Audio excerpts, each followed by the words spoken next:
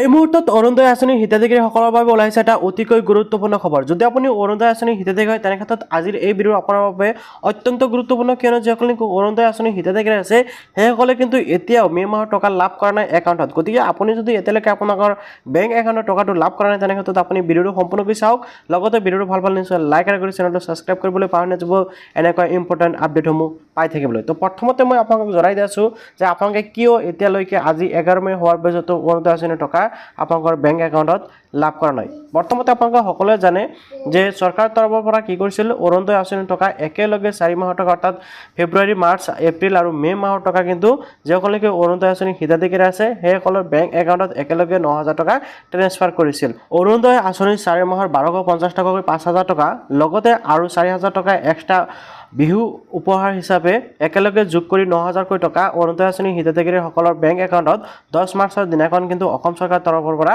Transfer কৰিছিল। আৰু তেতিয়া কিন্তু অসমৰ মুখ্যমন্ত্ৰী হিমন্ত বিশ্ব শৰ্মা ডাঙৰীয়াই ঘোষণা কৰিছিল যে এইবাৰ একেলগে 4 মাহৰ টকা দিয়া হ'ল, কিয়নো যিহেতু নিৰ্বাচন আহিছে, নিৰ্বাচনৰ সময়ত কিন্তু চৰকাৰৰ তৰফৰ পৰা কোনো ধৰণৰ টকা প্ৰদান কৰিব নোৱাৰিব। সেয়েহে একেলগে 4 মাহৰ টকা আপোনালোকক আগতীয়াকৈ লগতে বিহুৰ উপহাৰ হিচাপে 4,000 টকা একেলগে বেংক একাউণ্টত অৰুণোদয় আঁচনিৰ হিতাধিকাৰীসকলৰ একাউণ্টত ট্ৰেন্সফাৰ কৰিছিল।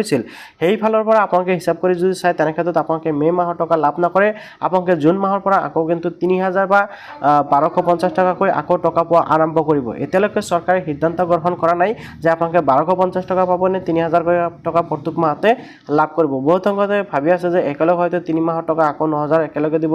নহয়, আপোনালোকক মে' মাহলৈ একেলগে টকা যিহেতু দিছে সেয়ে আপোনালোকে আগন্তুক মাহৰ পৰা অৰ্থাৎ জুন মাহৰ পৰা কিন্তু আপোনালোকে লাভ কৰিব 1250 অথবা 3,000কৈ টকা। যদি অসম চৰকাৰে সিদ্ধান্ত গ্ৰহণ কৰে তেনে ক্ষেত্ৰত আপোনালোকে 3,000 বা 1250 টকা যিকোনো এটা টকা পাই থাকিব। আৰু এতিয়ালৈকে কিন্তু এই মাহৰ টকা একাউণ্টত অহা নাই, কিয়নো আপোনালোকে আগতীয়াকৈ টকাটো লাভ কৰিছে। আশা কৰিছোঁ আপুনি নিশ্চয় আপডেটটো জানিব ভাল পালে নিশ্চয় লাইক কৰিব আৰু চেনেলটো ছাবস্ক্ৰাইব কৰিবলৈ পাহৰি নাযাব।